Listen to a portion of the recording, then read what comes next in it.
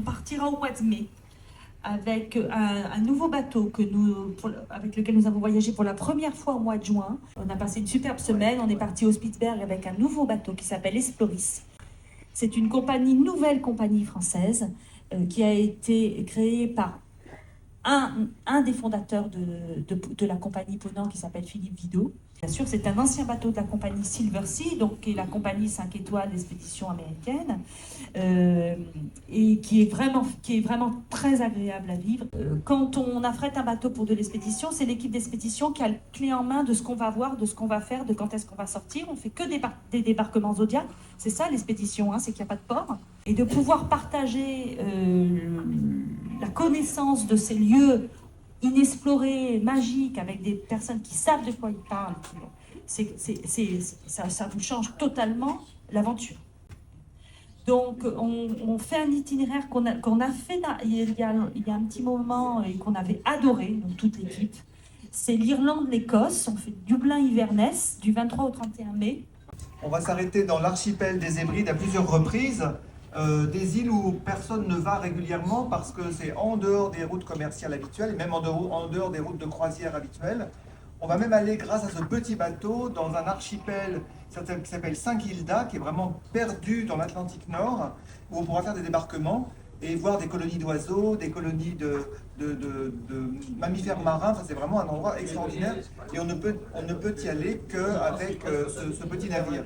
On t'a dit tout à l'heure que ce n'est pas un navire moderne, c'est vrai, mais la différence des navires d'aujourd'hui, je pense aux navires plus modernes, plus récents, c'est un navire qui a vraiment une âme. Il a vraiment bourlingué, il est fait pour les mers froides, donc il est assez fermé sur lui-même. Il y a quand même un pont extérieur où on peut faire le tour avec une vue panoramique sur l'environnement. Mais c'est un bateau qui est très très chaleureux. L'intérieur est extrêmement chaleureux. Et après, on va contourner l'Écosse par le nord en s'arrêtant aux îles Orcades. Et puis, on va revenir finalement à Inverness, sur la côte orientale de l'Écosse. Donc, un très très beau voyage, la meilleure saison de l'année. Ce sera vraiment au moment où les jours sont les plus longs et où on a le plus de chances d'avoir du soleil. Mais même s'il ne fait pas beau dans cette région, ce qui est miraculeux, c'est qu'il y a une sorte de magie, de mystère qui opère dans ces îles quand elles sont couvertes de brume. C'est extrêmement plaisant. Et puis ce qui est agréable, c'est qu'on a vraiment l'impression d'ailleurs, de faire du tourisme totalement en dehors des sentiers battus.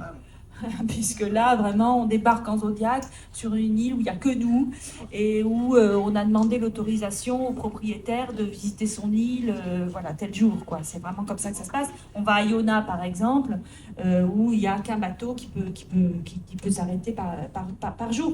Où il y a, du coup, par conséquent, je le signale quand même... Petite boutique.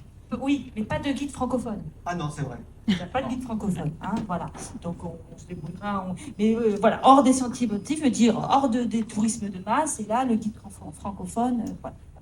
Donc c'est Dublin-Inverness, 23-31 mai. C'est un itinéraire qui n'est pas du tout commun, c'est tout à fait extraordinaire, mais en même temps c'est la meilleure façon, ce bateau et tout l'équipement qu'il y a à bord, les fameux Zodiacs dont parlait Sophie, c'est le meilleur moyen qu'on a de s'approcher vraiment de la nature, des gens, de la destination tout simplement, et d'en garder les meilleurs souvenirs.